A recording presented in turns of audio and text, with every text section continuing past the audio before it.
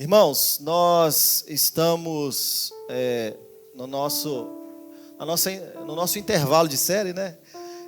Então, o Joab pregou no último, eu peguei domingo passado e eu queria trazer uma palavra também para vocês aqui, para todos nós, né? Ela me confrontou bastante e eu gostaria de trazer também essa edificação, esse confronto. Eu não sei se vocês já assistiram um filme chamado Bastardos Inglórios. Já? Não, né? Se você não assistiu, não vou falar para você assistir, não, mas...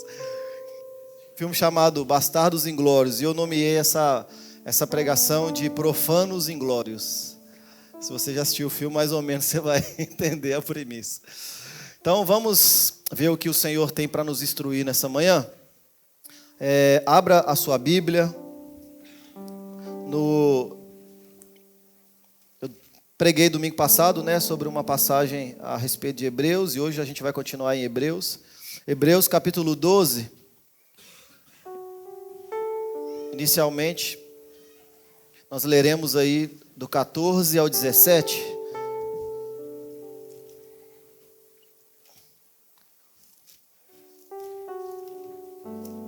Então, Epístola aos Hebreus, capítulo 12, versículos 14 ao 17. Passo a ler, diz assim: segui a paz com todos e a santificação, sem a qual ninguém verá ao Senhor, atentando diligentemente, para que ninguém seja faltoso, separando-se da graça de Deus, nem haja alguma raiz de amargura que, brotando, vos perturbe e por meio dela muitos sejam contaminados. Nem haja algum impuro ou profano, como foi Esaú, o qual, por um repasto, vendeu seu direito de primogenitura. Pois sabeis também que, posteriormente, querendo herdar a bênção, foi rejeitado, pois não achou lugar de arrependimento, embora com lágrimas o tivesse buscado. Curva a sua cabeça, nós vamos orar nessa manhã. Pai, uma vez mais eu te agradeço pelo privilégio de estarmos aqui reunidos.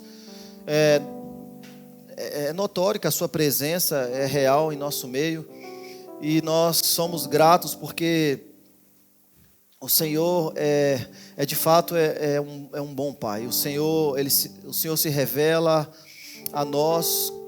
O Senhor se revela com tanta humildade, com tanta mansidão que constrange o nosso coração. Obrigado porque de fato não é sobre a nossa performance, não é sobre aquilo que fazemos, mas é porque o Senhor se achegou a nós, o Senhor nos escolheu, o Senhor que resgatou aqueles que estavam perdidos por causa do pecado do homem. Muito obrigado. Eu te agradeço também pela exposição da tua palavra, como tem sido feita em todos esses domingos, e que uma vez mais o teu Espírito nos conceda sabedoria e revelação, a fim de que os nossos olhos possam ser iluminados e que essa palavra venha ferir o nosso coração uma vez mais. Porque nós sabemos que o Senhor é o único que fere o nosso coração, não para nos matar, mas para nos amadurecer e para nos levar a viver de acordo com a tua vontade, Pai. É por isso que nós somos gratos. Nós somos gratos porque a tua palavra nos ensina que o Senhor corrige aqueles que o Senhor ama, e nós somos muito amados aqui, em nome de Jesus. Obrigado. Eu vou ler de novo esse texto, a partir do 14. Segui a paz com todos e a santificação, sem a qual ninguém verá o Senhor. Esse texto talvez ele é mal compreendido, porque lendo dessa forma parece que você precisa viver em paz e em santificação para que no final da sua vida você possa ver Deus. Não é isso que o texto está dizendo. Ele está falando que a paz e a santificação são evidências de alguém onde a manifestação de Deus é presente a fim de que outros possam ver Deus na nossa vida. Então a forma como eu vivo, se é em paz e santificação, demonstra que outras pessoas estão vendo Deus na minha vida, já que eu sou o corpo de Cristo. E como corpo de Cristo nós devemos expressar a vida que vem do cabeça. Então ele está falando, olha, é um modo de viver, é um modo de proceder. Seguir a paz com todos e a santificação, sem a qual ninguém verá o Senhor. Se você não vive em paz com o seu irmão, com o seu próximo, se você não vive em santificação, as pessoas não conseguem ver Deus na sua vida.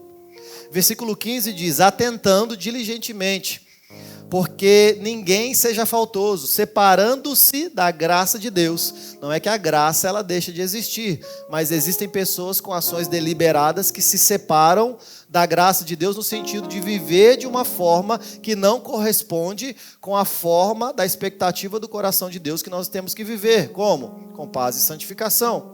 Então, separando-se da graça de Deus, e nem que haja alguma raiz de amargura que brotando vos perturbe, e por meio dela muitos sejam contaminados, nem haja algum impuro ou profano. Então, versículo 16, nem que haja, está falando aqui de crente, está falando aqui de alguém pressuposto que nasceu de novo, nem que haja algum impuro ou profano como foi Esaú. Então eu quero dar uma prioridade para esse impuro e principalmente para o profano, assim como foi Esaú. Nós precisamos aprender como que Esaú foi profano, para que nós possamos aplicar isso na nossa vida, a fim de que nós possamos também saber se nós não estamos sendo profanos como foi Esaú. Porque talvez a gente pense que profano é só alguém externo, que profano é só alguém que está de longe, é só alguém que claramente está deliberadamente vivendo contra Deus, mas nós vamos perceber nessa manhã que existe uma outra forma de ser profano também. Então aqui nesse texto que nós acabamos de ler, diz que ninguém seja devasso, talvez uma das melhores traduções seja devasso ou profano como Esaú, porque por uma simples refeição vendeu seu direito de primogenitura, pois sabeis também que posteriormente, querendo herdar a bênção, foi rejeitado, pois não achou lugar de arrependimento, embora com lágrimas o tivesse buscado.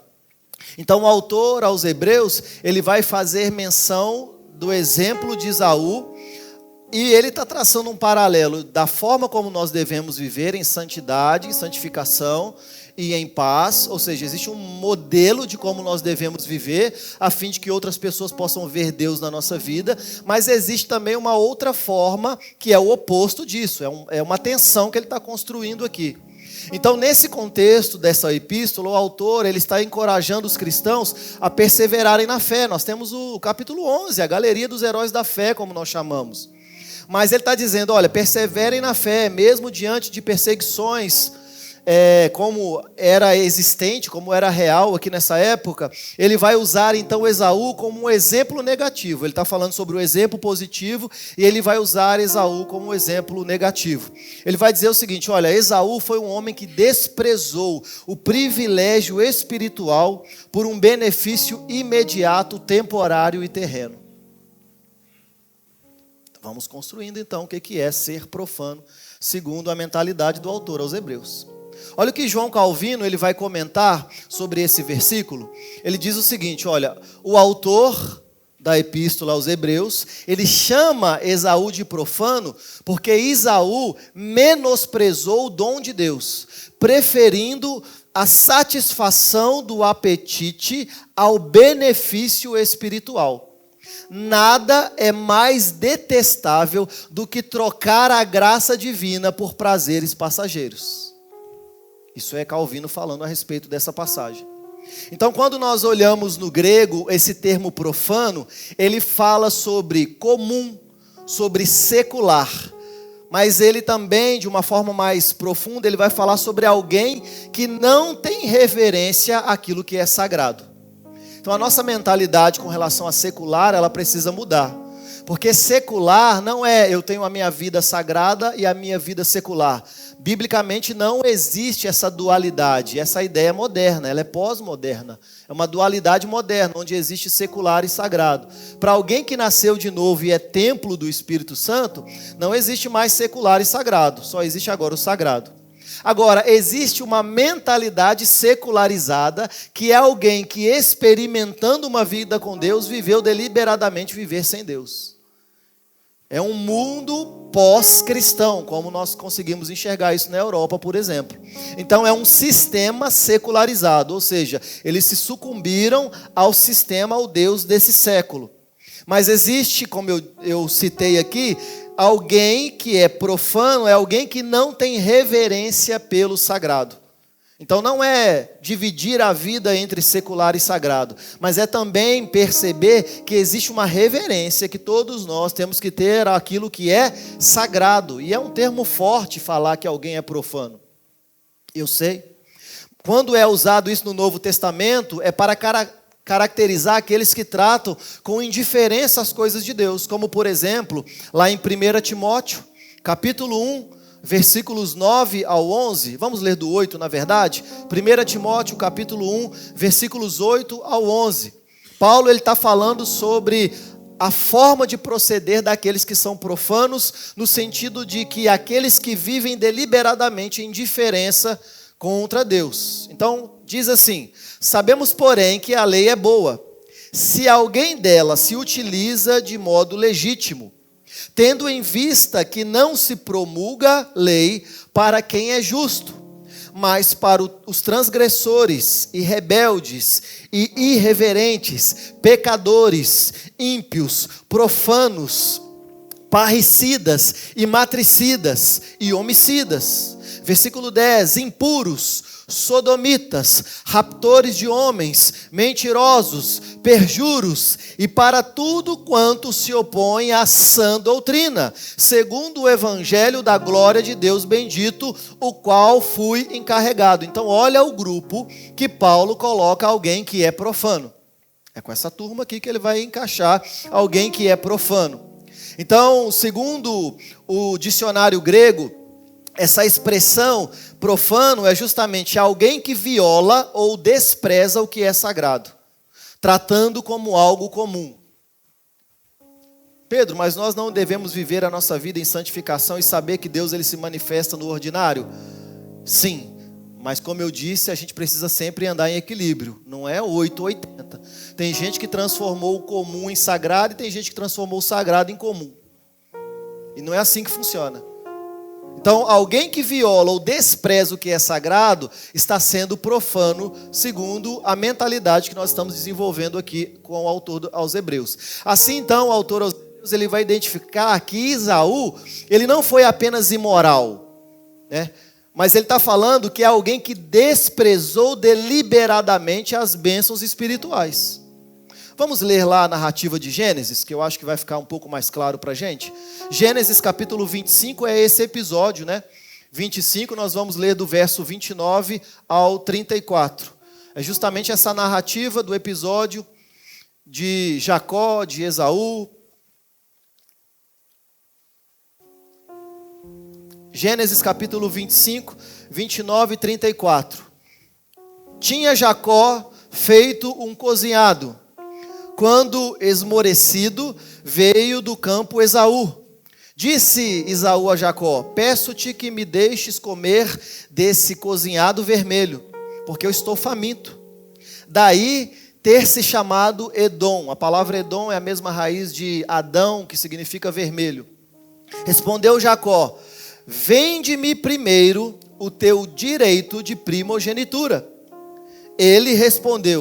Esaú respondeu: estou a ponto de morrer, de que me aproveitará o direito de primogenitura? Então disse Jacó: jura-me primeiro. Ele jurou e vendeu seu direito de primogenitura a Jacó. Deu, pois, Jacó a Esaú pão e o cozinhado de lentilhas, e ele comeu e bebeu, e levantou-se e saiu. Assim desprezou Esaú o seu direito de primogenitura. O que é esse direito de primogenitura que tanto nós falamos? Quando nós olhamos lá em Deuteronômio, capítulo 21, eu não vou abrir por causa do nosso tempo, mas lá em Deuteronômio, na lei, o direito de primogenitura vai falar sobre uma liderança espiritual. Direito de primogenitura vai falar sobre uma entrada na aliança e uma herança duplicada sobre aqueles que não eram primogênitos. Então Esaú, ele está aqui, porém, tratando isso como algo descartável, algo que estava estabelecido na lei, algo que foi entregue pelo próprio Deus, liderança espiritual, bênção da aliança e uma herança dupla. Ele tratou aquilo como descartável. Agostinho vai comentar sobre isso e ele diz: a alma que ama mais a satisfação momentânea que a promessa eterna é como Esaú, que por uma refeição perdeu uma bênção eterna. Então nós voltamos lá para Hebreus capítulo 12, versículo 16 e 17, onde nós vamos agora com essa mentalidade de Gênesis capítulo 25, nós vamos ler o que o autor aos Hebreus está pensando a respeito. Ele vai dizer: olha, que ninguém seja devasso, nem profano, como foi Esaú, que por uma simples refeição vendeu o seu direito de primogenitura. Pois sabeis também que posteriormente, querendo herdar a bênção, foi rejeitado, pois não achou lugar de arrependimento, embora com lágrimas o tivesse buscado.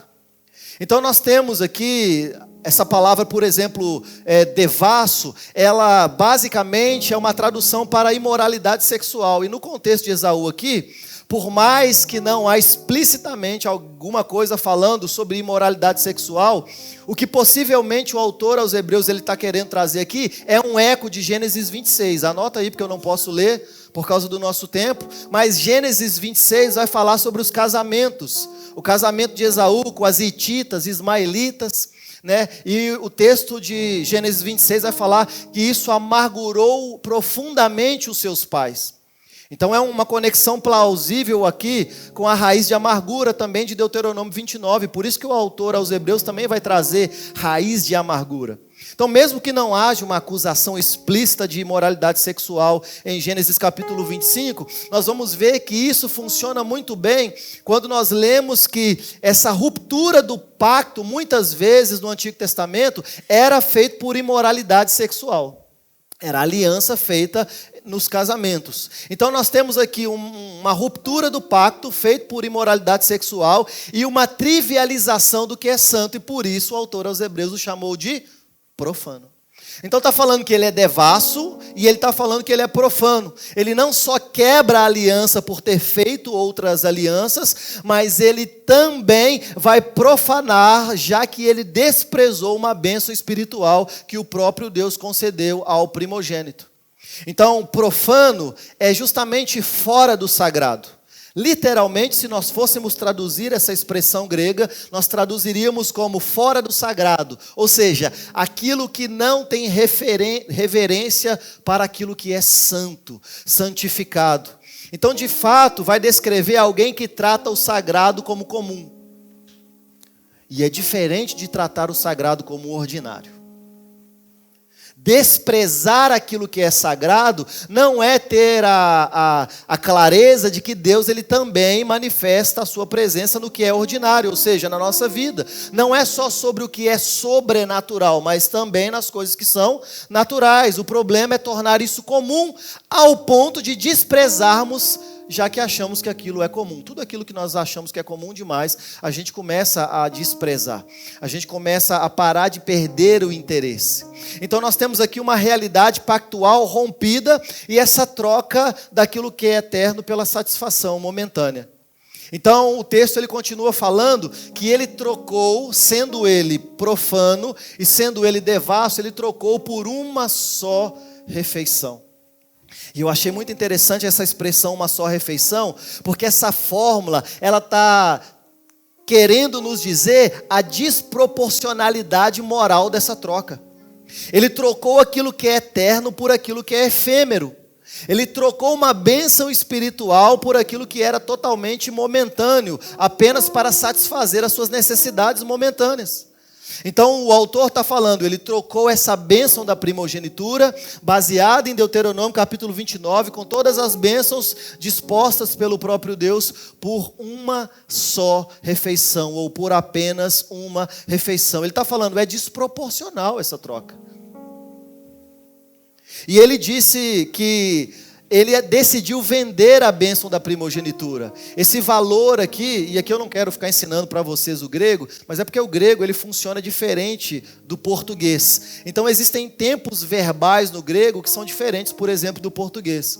Existe um tempo chamado auristo, que ele vai falar que esse ato de vender de Esaú é um ato deliberado. É um ato que foi decidido e concluído pelo próprio Esaú. Não é aquele vendedor que te convence a comprar alguma coisa. Temos bons vendedores aqui.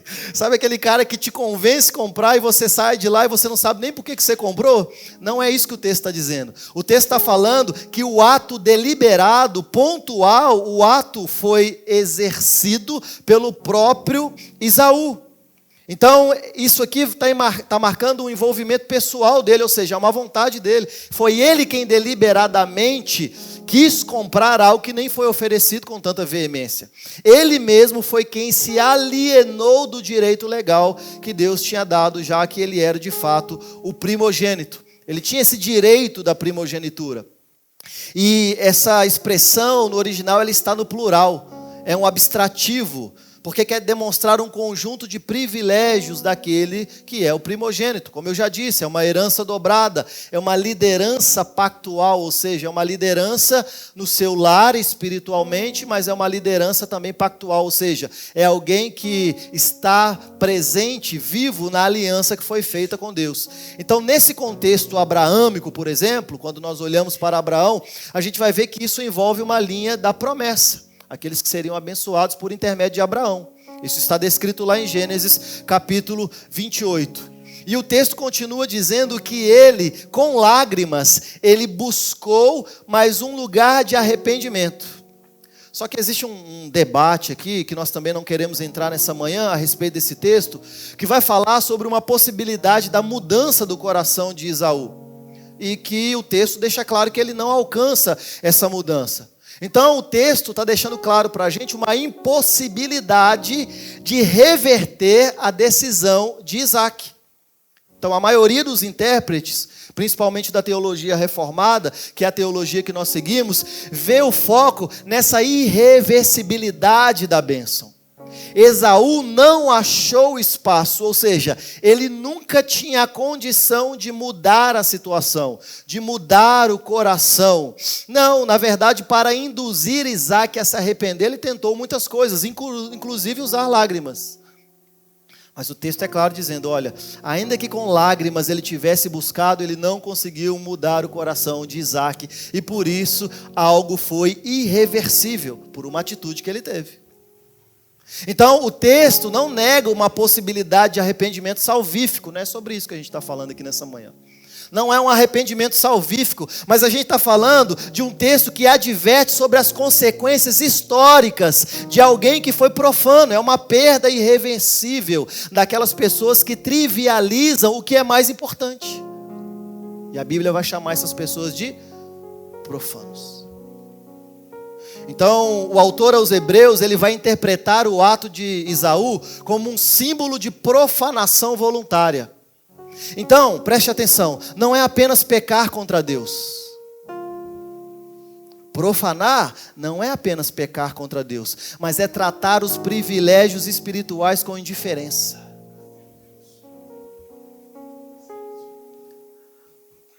Aleluia. Profanar não é apenas deliberadamente você ir contra Deus, você falar contra Deus. É uma indiferença daquilo que está disponível pelo sangue de Cristo. Carson vai dizer o seguinte: a profanação, no sentido bíblico, não é apenas a violação de algo que é santo, mas é a trivialização do que é santo. E essa foi a essência do pecado de Esaú. É tornar normal demais ao ponto de achar que aquilo era desnecessário.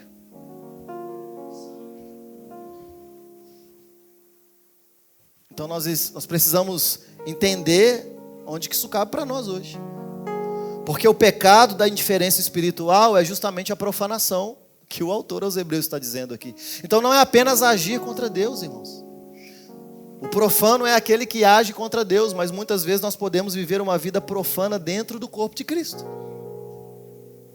Porque não é só viver contra Deus que é profanar, mas ignorá-lo também. Quando você lê a história de Esaú, você vai ver Esaú não blasfemou. Não. Esaú não perseguiu o povo de Deus. Não tem isso. Esaú não quebrou nenhuma lei de forma pública. Não. Mas é aí que está o problema. Porque o pecado de Esaú era um pecado sutil. E por isso que ele é perigoso. Você não cai toda hora naquilo que é grande. Você cai naquilo que é pequeno. São nas pequenas coisas que o foco acontece, que o in loco acontece. Então, o que o texto está dizendo é, ele não quebrou nenhuma lei pública, não, ele não blasfemou, ele não perseguiu o povo de Deus, ele simplesmente não deu valor às promessas divinas. Ele simplesmente tratou como trivial aquilo que era prioridade na vida dele, ou que deveria ser prioridade. Ele tratou como comum ao ponto de desprezar aquilo que na verdade era a promessa de Deus, de geração em geração. É por isso que Jesus ele vai ecoar esse alerta lá em Marcos capítulo 8, verso 36. Pois o que aproveita o homem ganhar o mundo inteiro e perder a sua alma? Então hoje nós temos perigos que são atuais. Hoje muitos cristãos, eles não rejeitam Deus de forma explícita. O louco é o cara que diz que é cristão e ele rejeita Deus de forma explícita. Mas existem muitos que estão vivendo como Esaú, que não rejeita Deus de forma explícita, mas vive como se Deus fosse algo secundário nas nossas vidas. Viver como se Deus fosse secundário nas nossas vidas é viver de forma profana. Então se enquadra no grupo que Paulo colocou de profano lá para Timóteo. Paulo adverte. Colossenses capítulo 3, versículo 2. Pensai nas coisas lá do alto, não nas que são aqui da terra. Pedro, quer dizer então que nós não devemos pensar nas coisas aqui da terra? Paulo está falando que quando as prioridades terrenas dominam o nosso coração, quando aquilo que deveria ser secundário se torna primazia no nosso coração, a nossa alma então ela se torna tão vulnerável ao mesmo tipo de profanação que marcou a vida de Esaú. Então a questão aqui não é pensar nas coisas desse mundo. A questão aqui é viver como se as coisas desse mundo elas fossem mais importantes para alguém que nasceu de novo. E é por isso que a Bíblia diz que a boca fala daquilo que o coração está cheio. Porque a nossa boca denuncia a essência do nosso coração. Nossa, aquele cara é chato, só fala de Bíblia. É porque a boca denuncia que o coração está cheio. Aquele cara só fala de futebol. A boca fala do que o coração está cheio. Aquele cara só fala de política. A boca fala do que o coração está cheio. Isso não é uma premissa que eu inventei, irmãos. Isso é Bíblia. A questão não é não pensar nessas coisas. Nós estamos aqui. Amém. Glória a Deus por isso. A questão é viver como se essas coisas devessem ser prioridade na vida de alguém que nasceu de novo. E não devem ser. A não ser que nós queremos ser como os profanos. Então, Jonathan Edwards, ele vai dizer o seguinte, olha, o maior desperdício não é de ouro ou de prata, mas das oportunidades espirituais que Deus nos concede como igreja e nós não desfrutamos. Isso é um problema. Então, assim como a igreja, ela deve ser chamada a valorizar o reino de Deus acima de qualquer coisa, o reino de Deus, ele deve ser valorizado acima de qualquer urgência terrena, irmãos. Buscar em primeiro lugar o reino de Deus e a sua justiça e as outras coisas, e estas coisas vos serão acrescentadas. Buscar em primeiro lugar o reino de Deus e a sua justiça. É o estilo de vida de alguém que nasceu de novo. Buscar em primeiro lugar o reino de Deus e a sua justiça. Buscar em primeiro lugar o reino de Deus e a sua justiça. Não é por performance. Buscar em primeiro lugar o reino de Deus e a sua justiça. Então, de fato, para aqueles que nasceram de novo, aqueles que entendem que acharam uma pérola de grande valor, aqueles que sabem que estavam mortos em seus delitos e pecados e receberam o sopro de vida do próprio Deus, e que nós somos resgatados do império das trevas, transportados para o reino do teu Filho. Quando nós temos essa noção, essa clareza que é revelada pelo próprio Espírito, nós vamos valorizar mais as coisas do reino de Deus do que qualquer urgência da terra.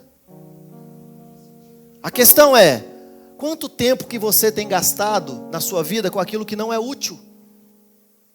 E quando eu falo útil, eu não estou falando sobre utilidade, satisfazer a sua insatisfação momentânea. Eu estou falando de uma utilidade daquilo que vai preservar aquilo que é eterno.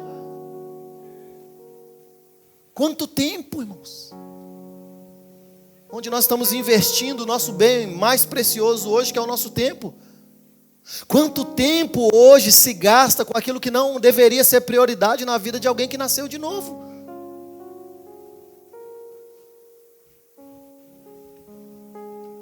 Quanto tempo que nós gastamos nas redes sociais?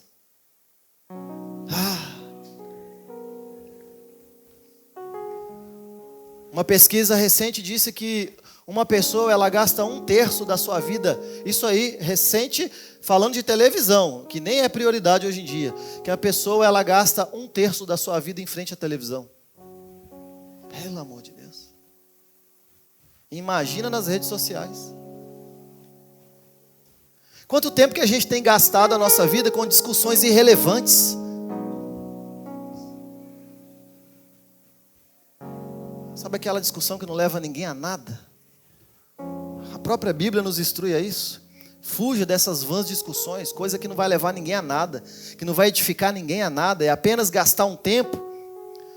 Quantos de nós priorizamos o nosso trabalho como sua prioridade? Pedro, todo mundo tem que trabalhar. Claro que todo mundo tem que trabalhar. O problema é viver como se o trabalho fosse um Deus no nosso coração. Se você perder o seu trabalho e você perder a sua esperança, o seu Deus é o seu trabalho. Você consegue entender isso? Claro que ninguém quer perder o trabalho. Mas o que nós não podemos perder é o nosso Deus, irmãos. A gente pode perder qualquer coisa, inclusive a nossa própria vida. E é por isso que Paulo vai dizer o seguinte: olha, viver para mim é Cristo, mas morrer é lucro. Quanto tempo que eu tenho gastado investindo na minha privacidade? Você congrega aqui na Atos, deixa eu te contar uma coisa: a sua privacidade você vai deixar lá fora. Nós vamos invadir sua praia.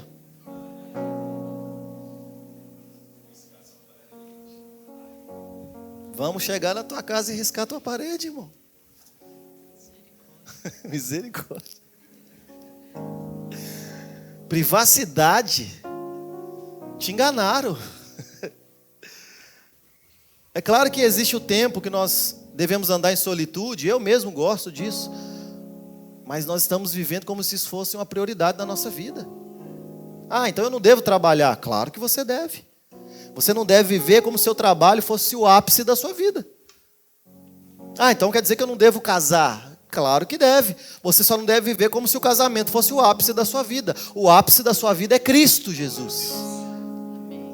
É a nossa salvação, que foi concedida por amor a todos nós. Então gastar a maior parte do nosso tempo com coisas que são inúteis nos torna profanos, segundo o que a Bíblia está nos ensinando. Olha o que Colossenses capítulo 3, versículos 1 e 2 vai dizer: portanto, se fostes ressuscitados juntamente com Cristo, buscais as coisas lá do alto. Pensai nas coisas lá do alto, não nas que são aqui da terra. Estilo de vida de alguém que nasceu de novo é priorizar as coisas do alto. Mateus capítulo 6, versículo 19 e 21. Não acumuleis tesouro sobre a terra, mas ajuntai tesouro no céu, porque onde está o teu tesouro, ali também estará o seu coração. Lucas capítulo 12, versículo 20 ao 21. Mas Deus lhe disse: louco, esta noite te pedirão a tua alma. E o que tens preparado, para quem será? Assim é o que entesoura para si mesmo e não é rico para com Deus. Gênesis capítulo 25, versículo 34. Assim desprezou Esaú o seu direito de primogenitura, tornando trivial e comum aquilo que é sagrado.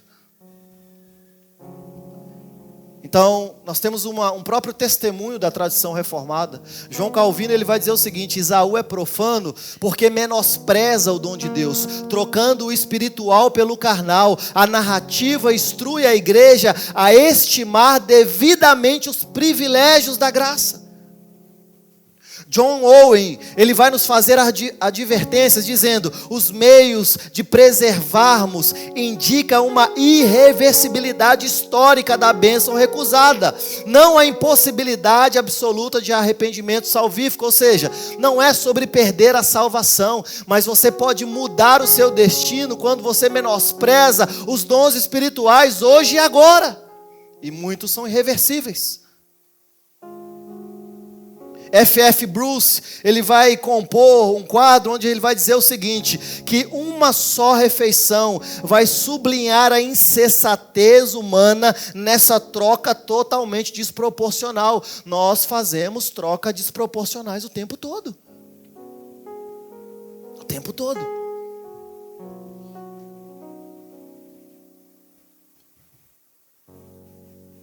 Então, a fé verdadeira, ela vem preceder e vem preferir a promessa. Esaú, ele vai ilustrar essa antítese entre o que é profano e entre o que deveria ser sagrado. É quase que um pacto escatológico, mas nós não vamos entrar aqui nessa manhã. Mas ele vai enfatizar essa tensão retórica entre a santificação e a profanação. Então, quando você lê lá Gênesis capítulo 25 ao 27, você vai ver que existe essa tensão retórica: santificação, profanação. Ou seja, a santificação é a transformação, santificação é você se tornar semelhante a Cristo, santificação é a desconstrução da forma errada que você aprendeu a ser humano por causa do pecado, e isso exige uma ação deliberada. É sinergista. Nós participamos de uma obra que é de Deus nas nossas vidas, a santificação. Ou nós podemos ser profanos e ignorar algo que Deus ele quer fazer em nós hoje e agora. Então é por isso que o termo profano em Hebreus capítulo 12, ele não qualifica apenas um ato isolado. Não é sobre, foi profano. Ele está falando sobre uma disposição habitual. Ele está falando sobre avaliar o que é santo e escolher o que é comum. Então é por isso que essa referência de Esaú, ele tem esse diálogo de Gênesis 25 ao 27, e vai mostrar que desprezar os privilégios do pacto em prol de uma só refeição é ser profano. E isso vai nos conduzir, irmãos, a muitas vezes perdas que são irreversíveis nesse plano histórico redentivo do próprio Deus na nossa vida. E como você tem conduzido a sua vida? O que você tem feito? Essa é uma análise profunda que nós precisamos fazer. Como que você tem conduzido a sua vida? Eu não falo contra Deus, mas e ignorá-lo? Como se ele fosse comum.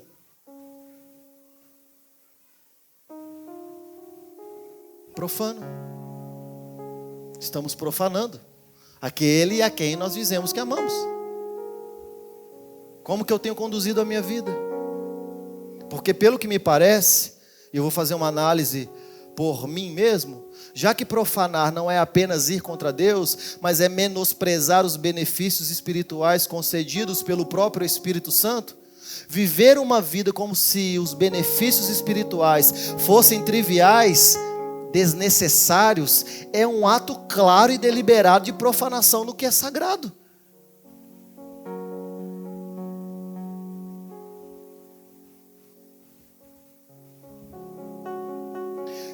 Então a gente precisa alinhar o nosso coração. A gente precisa alinhar a nossa mentalidade. Gostamos de bater no peito e falar somos uma igreja saudável, mas o que tenho pensado é quando nós nos tornaremos uma igreja saudável. Fazer parte de uma igreja saudável, glória a Deus. E quando nós nos tornaremos uma igreja saudável? E quando eu falo igreja, eu não estou levantando bandeira da Atos aqui, você não vê isso acontecer aqui. Eu estou falando sobre o corpo místico que é expressado aqui nessa comunidade local, uma parte do corpo de Cristo que está aqui. Precisamos viver a nossa vida como se Deus fosse a nossa prioridade. E Ele é. Amarás a Deus de todo o teu coração, de toda a tua alma e de todo o teu entendimento. Esse é o primeiro mandamento, irmãos. Mandamento não existe mais. Ele não escreveu no nosso coração.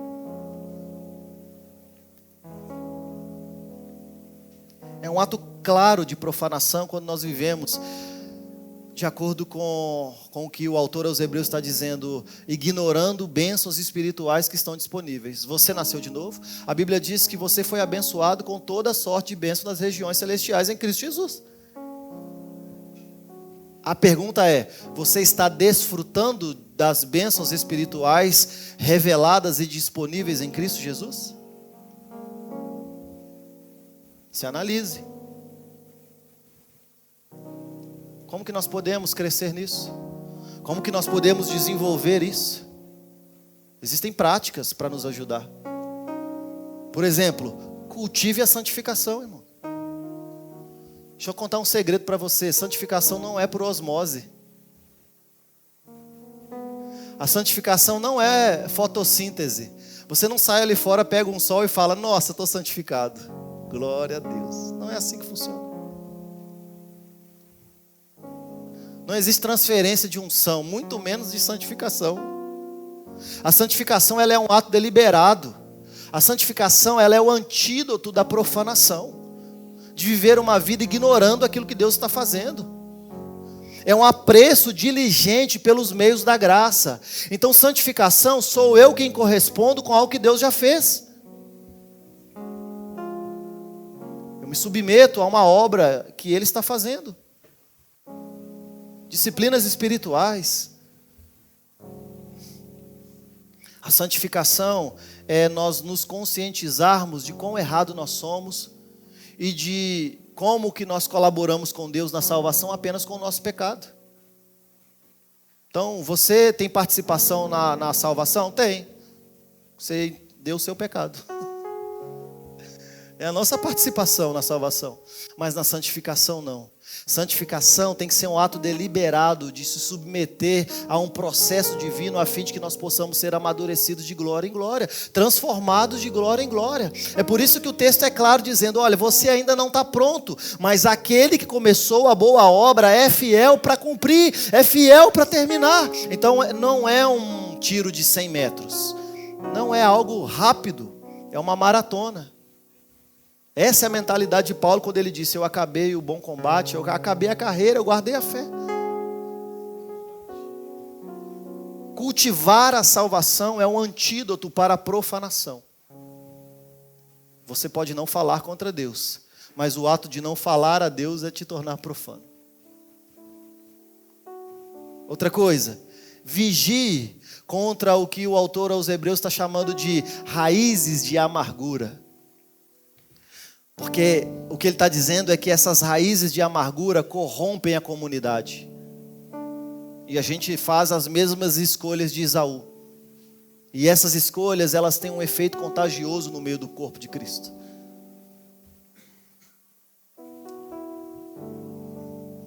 O fato de escolher mal fez com que consequências viessem sobre a vida de Esaú. E ele ainda ficou chateadinho por isso.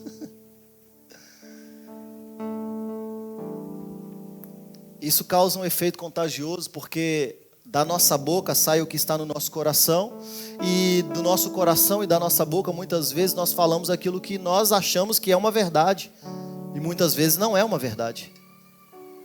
Outra coisa, você precisa se disciplinar no desejo. Eu chamei aqui de disciplina do desejo.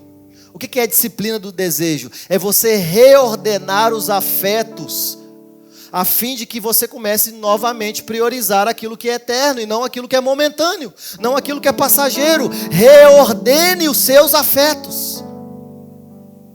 Colossenses capítulo 3, 1 e 2 diz: portanto, se fostes ressuscitados juntamente com Cristo. É condicional.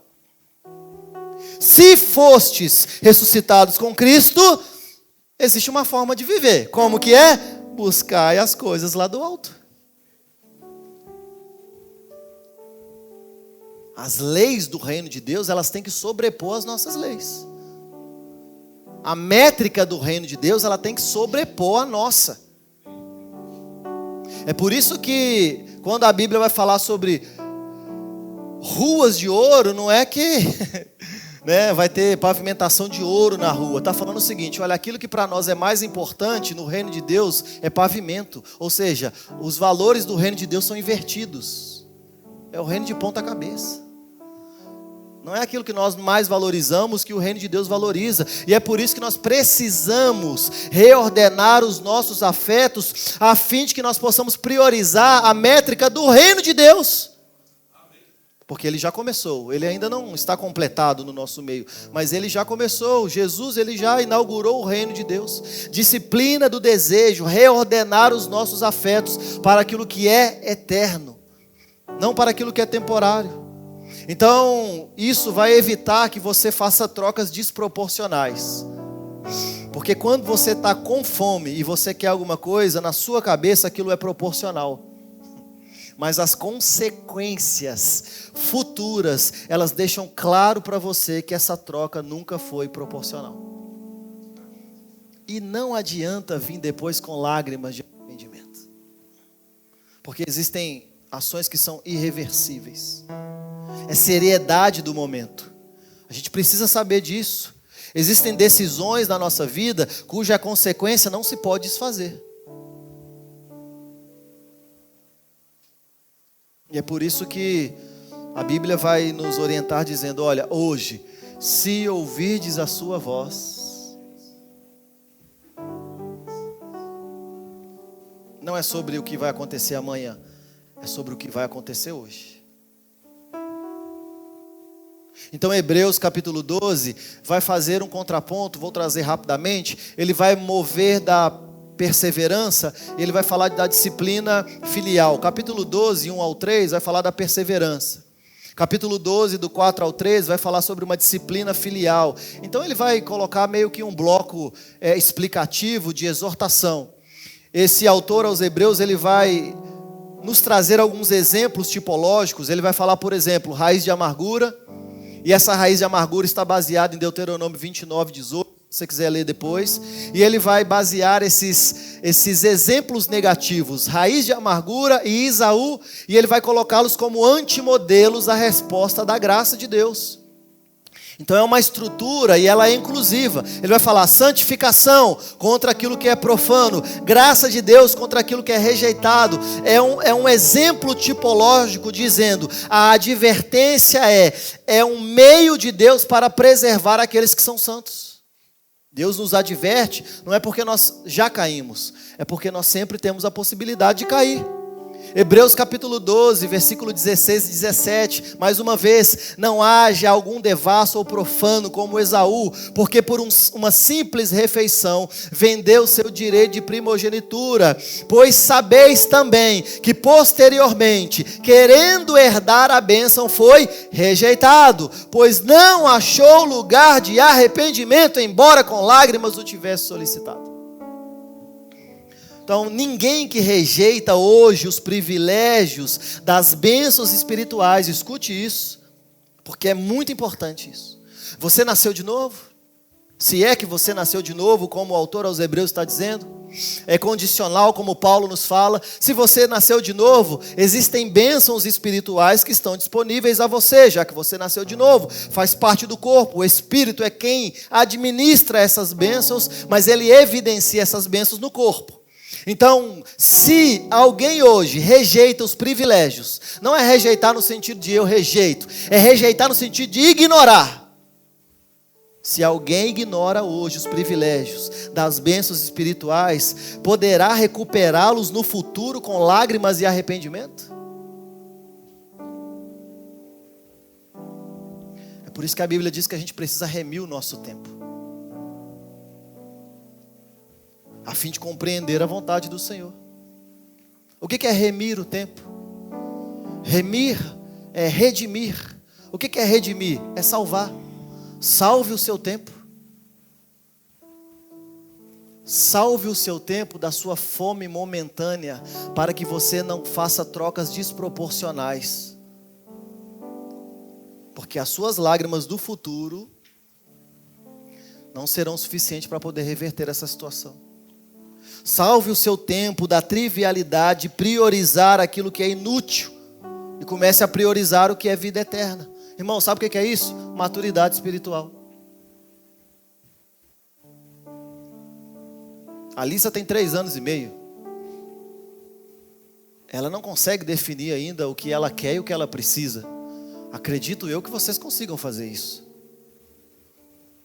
no natural, porque no espiritual a gente precisa crescer em revelação sobre isso. Não é sobre o que você quer, é sobre o que você precisa. Não é sobre o que você quer, é sobre aquilo que Deus quer. Então é salvar o nosso tempo muitas vezes de nós mesmos, das nossas vontades. O que você quer fazer? Eu costumo dizer isso. Normalmente a vontade de Deus, ela não é a nossa vontade. Quer saber o que é a vontade de Deus? É aquilo que você não quer. Porque se você quiser, é melhor você fazer uma autoanálise e reanalise e fala, tem certeza que é de Deus? Porque eu estou querendo. Porque normalmente a vontade de Deus não é a vontade dos homens. Então é redimir, é salvar esse tempo de nós mesmos, priorizar aquilo que é eterno e não aquilo que é trivial, aquilo que é inútil para a vida eterna. Então Hebreus capítulo 3, 7, 8. Hebreus capítulo 3, versículo 7 e 8. Já estamos aí na reta final. Diz assim, olha: assim pois, como diz o Espírito Santo, se hoje, se ouvirdes a minha voz, se ouvirdes a sua voz, não endureça o vosso coração como foi na provação, no dia da tentação no deserto. Então o ato deliberado de endurecer o coração é nosso, a partir do momento que somos exortados por uma vida inútil que nós estamos vivendo de forma profana. Porque a gente sempre pensou que profano era só os de fora. Que profano é só o cara que se veste de Jesus e vai no carnaval e faz palhaçada. Entende porque o papel do cristão não é apontar dedo? Você entende? Mas o nosso papel é pregar o evangelho, e o Espírito Santo é quem vai convencer do pecado, da justiça e do juízo. Porque muitas vezes a gente está chamando de profano, sendo que nós também estamos sendo profanos, ao ponto de ignorar aquilo que é santo. Então olha só, uma música de um autor que eu gosto muito, talvez vocês conheçam. A música chama Sagrado, o autor é o Marcos Almeida. Eu quero ler uma pequena estrofe que diz assim, olha: é que o sagrado se tornou hilário, acendeu em abril, se espatifou em maio. E o que ficou? Ficou o riso amarelo. E agora? Tanto faz o que é sagrado, nada importa se isso tudo não for antes santificado. Bem no interior, no meu peito, deserto. Estou tentando ser bem honesto, estou dizendo tudo o que eu penso. Estão sabendo que eu lhe peço, Deus, venha o teu reino, bem dentro e lá fora, a tua vontade, para sempre e agora, pois tenho fome do pão deste dia, daquilo que é só teu.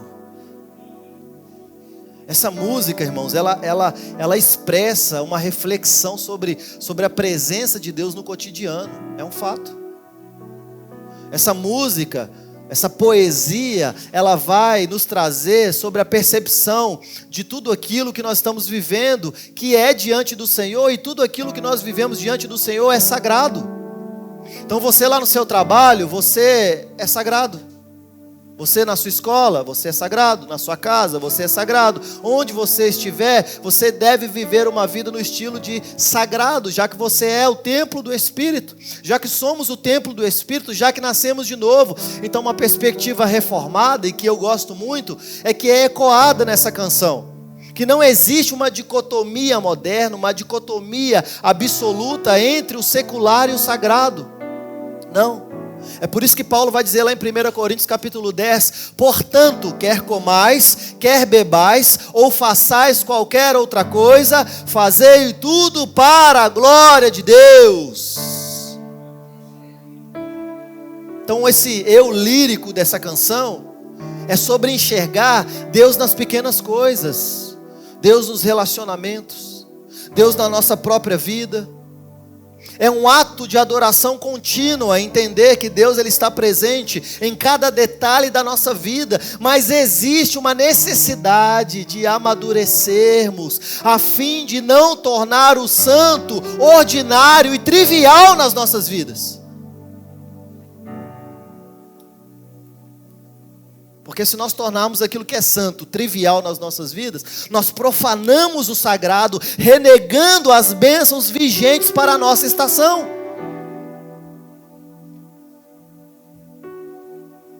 Então talvez a maturidade aqui esteja não em fazer essa dicotomia entre o que é secular e sagrado. Não é sobre isso que nós estamos falando aqui nessa manhã. Mas é também não esquecer que se eu começo a tornar comum aquilo que é sagrado, eu começo a agir como se aquilo fosse comum, e eu começo a ignorar aquilo que Deus está dizendo ao meu respeito. Eu começo a ignorar as instruções que Deus está me dando. Eu começo a ignorar viver como igreja. Eu começo a ignorar em ser um discípulo de Jesus. Eu começo a ignorar em chamar o reino dele, apressando, vivendo como se o reino já tivesse sido estabelecido. Eu começo a ignorar a vontade de Deus, me tornando alguém que profana o seu nome, mesmo sendo filho. Então que a minha oração nessa semana tem sido essa: Pai, não me permita ser um profano.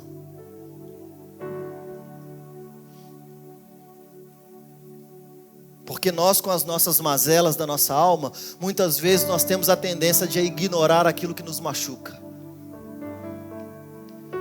E eu vou te falar uma coisa: nada mais nos fere do que o Evangelho.